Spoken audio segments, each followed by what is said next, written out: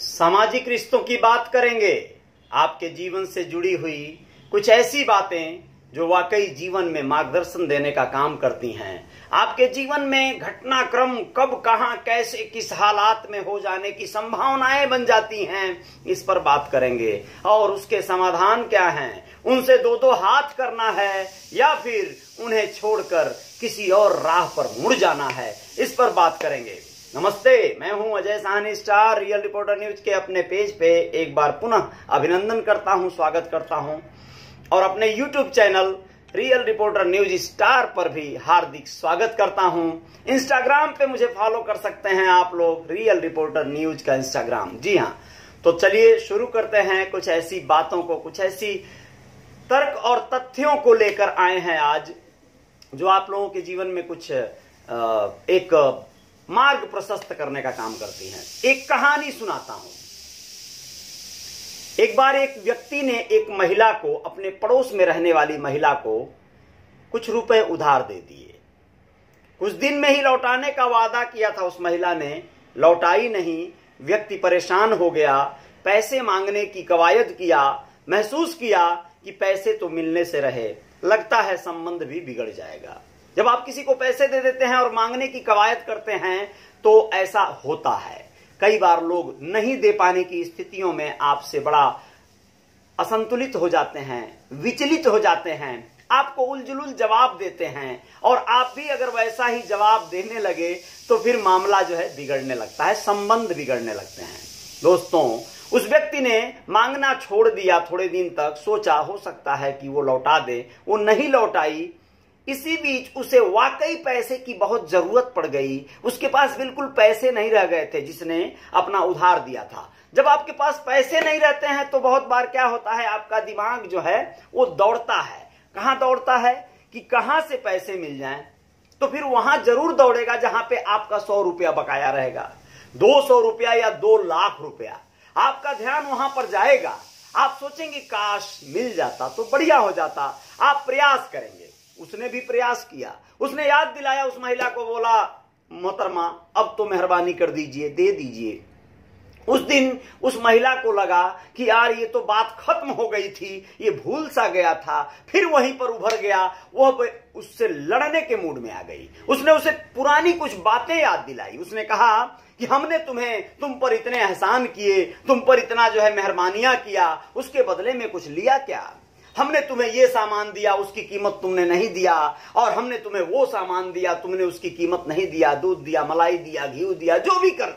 अगल बगल गांव में ऐसा होता है, साग दिया रहता है, किसी ने कुछ दिया रहता है। कुल मिला जुलाकर वह व्यक्ति बड़ा व्यथित हुआ। उसने कहा कि मैंने पैसे दिए और आज पैसे अपने मांग रहा हूं, यह मुझे अलग अलग विषयों पे उलाहने दे रही है। वह उससे कहा कि आप पैसे देना हो तो दो, नहीं देना हो तो मत दो, लेकिन इस तरह के उलाहने क्यों दे रही हो? मैंने तो तुम पर एहसान किया है, तुमसे जो भी सामान लिया है उसके बदले में तुम्हें पैसे दिया है, ये तुम ऐसा क्यों कर रही हो? इस पर वो और भड़क गई। मामला बिगड़ गया। मामला इस कदर बिगड़ा कि कहा सुनी पर आ गई। बात विवाद में तब्दील होने लगा। वो बहुत समझदार व्यक्ति था, बहुत खुद को सामाजिक समझता था, लेकिन उसने हाथ जोड़ा और कहा कि भैया ऐसा है, आप मेहरबानी करो, यहां से जाओ, नहीं तो बहुत बुरा हो जाएगा। उसके मुंह से यह शब्द निकलना और उसके एवज में जो प्रक्रिया हुई, वो शब्द आप कंपेयर कीजिएगा। उसने कहा कि आप जाओ, बुरा हो जाएगा। इसको उसने धमकी समझ लिया। उसने कहा क्या बुरा कर लोगे, क्या उखाड़ लोगे, क्या कर लोगे? तुम्हारे जैसे लोगों को मैं धूल चटाती हूं, औकात दिखाती हूं। और बात इतनी बिगड़ गई कि जूता चप्पल, जूतम पैजार पर बात आ गई। रहा नहीं गया, धैर्य कंट्रोल नहीं कर पाया, वह उस पर टूट पड़ा, उसको 2 लप्पड़ मारा और महिला हल्ला करने लगी, चिल्लाने लगी। उसका गांव जुट गया, उसके बच्चे जुट गए।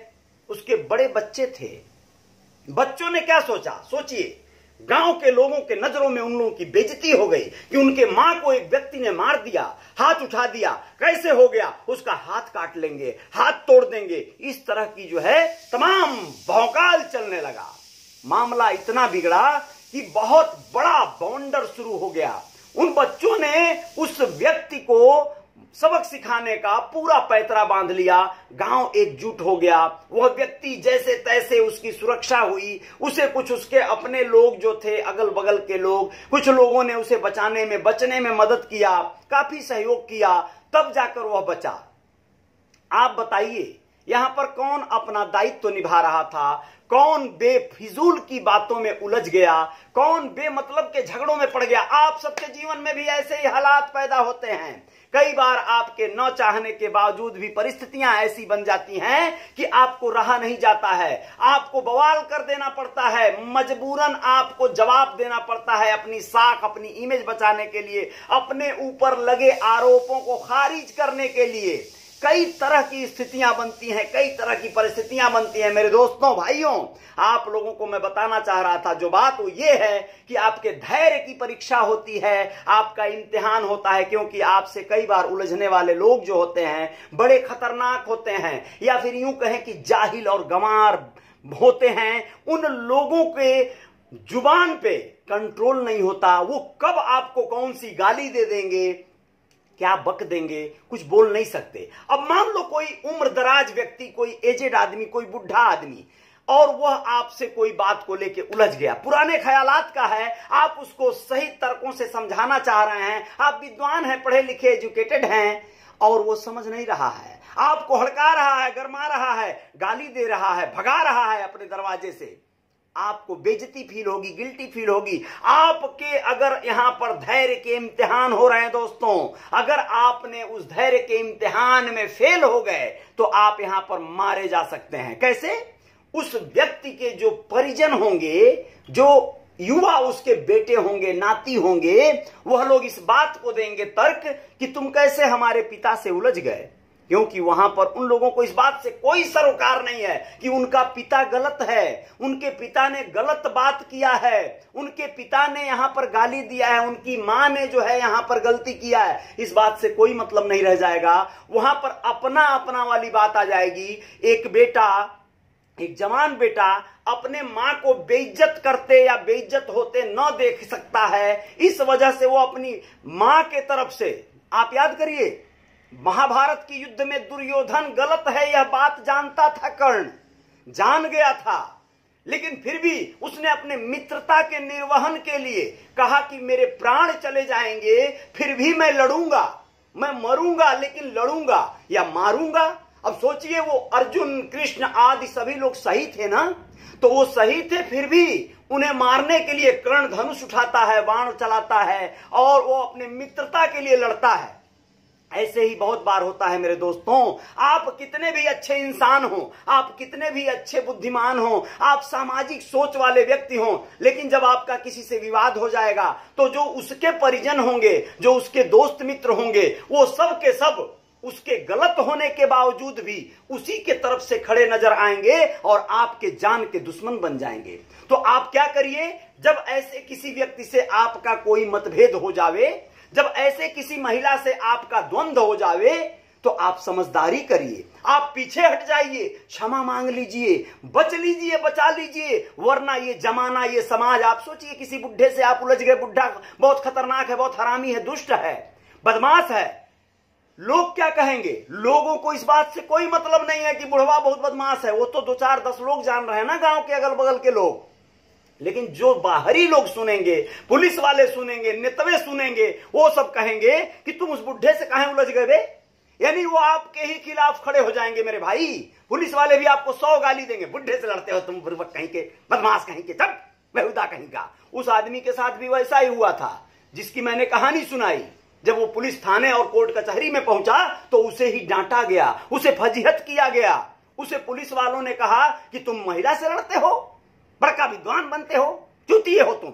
अब सोचिए, यानी वो अपने आप को विद्वान तो था, लेकिन लोग जो है उसे चूतिया समझने लगे, लोग गलत कहने लगे, क्योंकि वो महिला खतरनाक थी। उसके भाई, उसके बेटी, बेटे या जो भी लोग थे, वह लोग वहां पर अपना एक अलग छवि बनाए हुए थे, रसूख बनाए थे, अपने आप को गुंडा समझते थे, बदमाश बनते थे, और उनको उस युवक ने, उस व्यक्ति ने लताड़ दिया, उस युवक ने उनको मार दिया। उनकी इज्जत जो बनी बनाई भौकाल थी वो कम कर दिया। जब कम किया तो ये लोग उसको नीचा दिखाने के लिए पूरा कोशिश करते हैं। पुलिस प्रशासन में जाने के बाद लोग यही कहते हैं कि उस महिला से लड़ गए। अबे वो महिला से लड़ गए? महिला तो बहुत सीधी सादी अच्छी है वे, क्योंकि लोग तो उसे नहीं जानते हैं ना, तो उसके प्रति सिंपैथी बनने लगती है क्योंकि वो महिला है, वो बुजुर्ग है, वो बुढ़ी है। आपके परिवार में दोस्तों आपकी पत्नी अगर किसी महिला से, बगल में पड़ोस में किसी महिला से लड़ रही है, लड़ाई हो रहा है, आप कोशिश करिए कंट्रोल कर ले जाइए, आप कोशिश कर लीजिए झगड़ा बरा ले जाइए, आप बीच में कूदिए मत। अगर कूदिए तो बराने के लिए कूदिए। कई बार परिस्थितियां ऐसी बन जाती हैं कि आपके बराने के बावजूद भी बरने लायक नहीं रहता है। यानी आप चाहते हैं कि मामला शुरू हुआ तो कि आपको वहां पर फिर कोई रास्ता जब नहीं बचता है, लोग आपके खून के प्यासे बन जाएं, आपके जान के पीछे पड़ जाएं, तो आपको लड़ना पड़ेगा। आप फिर वहां से भाग नहीं सकते और क्या होगा? आपका जीवन खत्म। यानी आप लड़े सही में। क्यों लड़े? क्योंकि आपको आत्मरक्षा में लड़ना तो पड़ेगा। मान लीजिए वो बुढ़ा, वो बुढ़ी, वो महिला या जो भी उसके परिजन आपके पीछे पड़ गए, आप बराना चाह रहे हैं, आप क्षमा मांगना चाह रहे हैं, आप वहां से अपनी पत्नी को, अपने बच्चों को बचाना चाह रहे हैं, लेकिन वो लोग बचने देंगे तब ना। वो लोग इस तरह उनके ऊपर खून सवार हो गया, इस तरह वो जिद्दी हो गए, उनको ये गिल्टी फील हो गया कि आपने उनकी औकात, उनकी बेइज्जती कर दी, तो फिर वो आपको मारने के पीछे, आपकी पत्नी से बदला लेने के पीछे, आपके बच्चे को कुचलने के पीछे पड़ जाएंगे। वहां पर आपके हिम्मत और आपके हौसलों को पंख देना पड़ेगा। आपको हर हाल में लड़ना पड़ेगा ऐसे लोगों से और उनको मुंहतोड़ जवाब देना होगा। उनको उनके ही भाषा में तब समझाना होगा। जब कोई भाषा काम न करे तो फिर वहां पर खुद को प्रेजेंट करना होगा, यानी कि अपनी वो अंतिम शक्ति, अंतिम शस्त्र चलाना होगा। लेकिन जितना बच सके बचा लीजिए। कारण क्या है? अंतिम शस्त्र चला देने के बाद भी तकलीफें खत्म नहीं होंगी, शुरुआत होंगी, वहीं से शुरू होंगी दोस्तों, शुरुआत होंगी। अंतिम शस्त्र आपने चला दिया, उस बुड्ढे को मार डाला, आपने तलवार भांजा, आपने गोलियां चलाई, आपने कई लोगों को लाइन से लेटा दिया, लेकिन उसके बाद कहानी अब यहां से शुरू होती है मेरे दोस्त। कहानी शुरू होती है। आपको पुलिस कोर्ट कचहरी का अब चक्कर, जेल की वो चक्की याद कीजिए। आप कई साल के लिए भीतर गए, आपके बच्चे कहां होंगे? बेघर हो जाएंगे, सुरक्षा के चक्कर में यहां वहां भटकेंगे, दौड़ेंगे। वह पूरी तरह से आपकी दुनिया बनी बनाई जो थी वो तबाह हो जाएगी। और फिर कुछ वर्षों बाद आप लौटेंगे। हो सकता है इस बीच कुछ लोग आपके बच्चों को मारने के लिए, बदला लेने के लिए प्रयासरत हों, आपकी पत्नी के साथ कुछ ऐसा दुर्व्यवहार हो सकता है न भी हो। तो जब आप लौट के जेल से आए, जमानत पर बाहर आए, तो फिर आपके साथ कोई घटना हो और अगर कहीं कोर्ट कचहरी के इस चक्कर में आपको सजा मिल गई तो 20 साल चक्की आप वहां पीसिए। चक्की तो आजकल चलती नहीं है, आपको घास काटना पड़ेगा, आपको मजदूरी करनी पड़ेगी, उस जेल में आपको अपना समय बिताना पड़ेगा। जो जीवन आप अपने बच्चों के लिए, अपने बच्चों परिवार के बीच में जीने वाले थे, वो जेल में बिताएंगे आप। यानी मेरे भाइयों दोस्तों, आप लोग सोच कर देखिए, ऐसे लोगों से जहां विवाद होने की संभावना हो जावे, वहां से हो सके तो बहुत पोलाइटली, बहुत समझदारी से, हाथ गोड़ जोड़ के, विनम्रता पूर्वक आप लोग हंस के, मुस्कुरा के किसी तरफ निकल लीजिए। अगर नहीं निकलेंगे तो उलझ जाएंगे, बात बढ़ेगी तो विवाद होगा। मानता हूं कि आप 20 पड़ जाएंगे, उन सबको आप मार डालेंगे, लेकिन बात वहां खत्म तो नहीं होगी। आपको सजा मिलेगी, आपके जीवन का बहुत कीमती हिस्सा जेलों और सलाखों के पीछे चला जाएगा। आप हाई रिस्क जोन में रहेंगे, बच के चले भी आए जेल आदि से तो भी आपके ऊपर खतरा मंडरा रहा होगा, क्योंकि ये जो प्रतिशोध की ज्वाला है ये कभी बुझती नहीं है।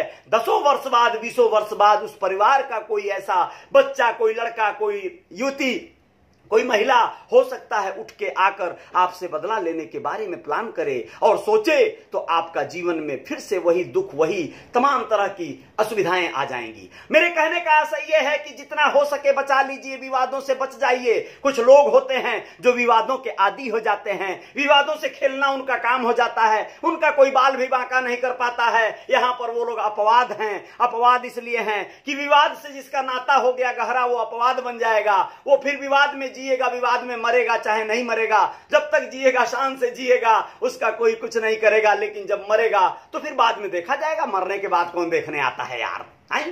तो मैं ये कहना चाहता हूं कि आपका जीवन है, आपको जैसे जीना है वैसे जीने की जरूरत है, आपकी जो शैली है उसको जीने की जरूरत है। बहुत सारे लोगों का ये तर्क है कि अगर आप अपने आत्मसम्मान को, स्वाभिमान को गिरा कर जिएंगे तो उस जीवन से जीना बेहतर है मर जाना। आप तो मर जाएंगे, आप स्वाभिमान को मेंटेन कर लेंगे, परिवार के और लोग हैं, बच्चे हैं, उनके बारे में भी सोचकर देख लीजिएगा, क्या वो लोग भी मेंटेन कर पाएंगे? हो सकता है कर ले जावें। बहुत सारे स्वाभिमानी लोगों को देखा गया है, शानदार जीवन शैली है उनकी, जानदार मकान है, आलीशान घर है, गाड़ी है, बंगला है, कोई कमी नहीं है, कोई दिक्कत नहीं है, बहुत अच्छी बात है। तो वैसा सब लोग हो सकते हैं क्या, ये देखना आपका काम है। मैं बस अपना मशवरा दिया, इस मशवरा को चाहे जिस रूप में आप लेंगे, जय जयकार तो जारी रहेगी। बहुत बहुत शुक्रिया, बहुत बहुत धन्यवाद। आप सभी लोगों से निवेदन करता हूं, इंस्टाग्राम पे फॉलो जरूर कर लीजिएगा, और मेरे पेज को जो लोग फॉलो करते हैं उनका मैं आभार प्रकट करता हूं, और मेरे channel real reporter news star को जो लोग सब्सक्राइब नहीं किए हैं, निवेदन है सब्सक्राइब कर लीजिएगा, बेल आइकन को प्रेस कर दीजिएगा, जो घंटी कोने पर बनी रहती है दाहिने तरफ, उसको दबाकर ऑल पे जो है टिक कर दीजिएगा। उससे क्या होगा कि आपको हर नोटिफिकेशन समय से मिल जाएगा। और ये जय जयकार तो बस जारी रहनी है, बहुत सारे विषयों पे आते रहेंगे, बने रहेंगे आपके साथ। बहुत बहुत शुक्रिया।